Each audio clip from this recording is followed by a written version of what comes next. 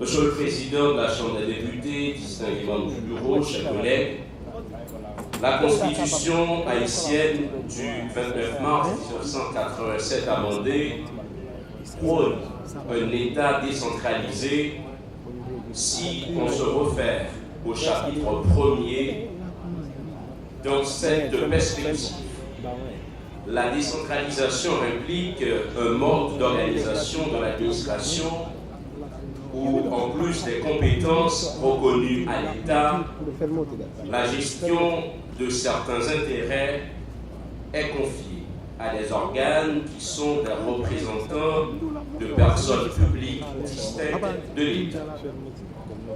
Avant de voir cette définition, il serait tout à fait normal et légitime de prétendre que notre pays a connu une avancée extraordinaire, car appliquant cette injonction constitutionnelle, notre État concède une partie de ses compétences à d'autres organismes du pays en vue de remplir adéquatement son objectif principal, qui est de répondre aux besoins de la population.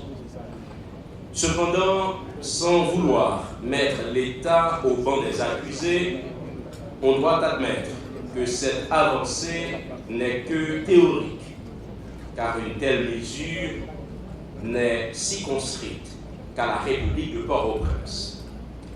Cet état de fait peut être illustré par le mode de fonctionnement du Fonds d'entretien routier FER. En effet, le Fonds d'entretien routier, qui a pour rôle d'entretenir le réseau routier sur le territoire national, intervient uniquement sur les routes de la capitale et dans une moindre mesure sur les routes nationales. Par contre, les routes communales et régionales seraient complètement délaissées ou ignorées. N'était-ce l'intervention des élus, toute communication à l'intérieur des communes et entre les communes serait impossible.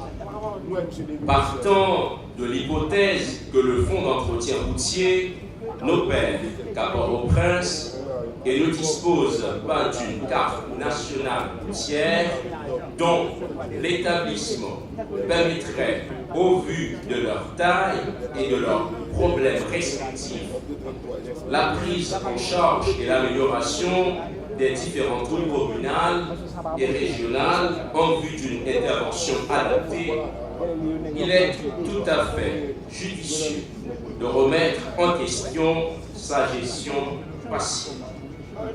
Ainsi, cette situation soulève-t-elle pas mal de questions qui nécessitent indubitablement des réponses concrètes permettant à l'État de pallier certains problèmes en amont.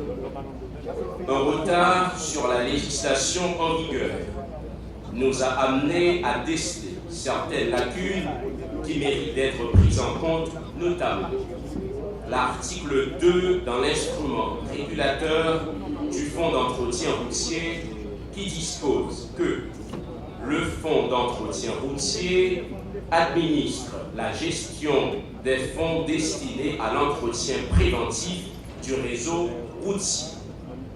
C'est ainsi que pour déconcentrer le fonds destiné à l'entretien des routes, une proposition de loi modifiant l'article 2 de la loi portant création d'un organisme à caractère autonome dénommé Fonds d'entretien routier est présentée. Elle comprend cette modification, cet article où il est institué dans chaque mairie une direction appelée direction de génie municipal qui fonctionne sous le regard du conseil municipal. Elle a pour mission essentielle d'entretenir les routes communales et UDN, pendant que l'entretien des routes nationales reste à la discrétion du Fonds d'entretien routier.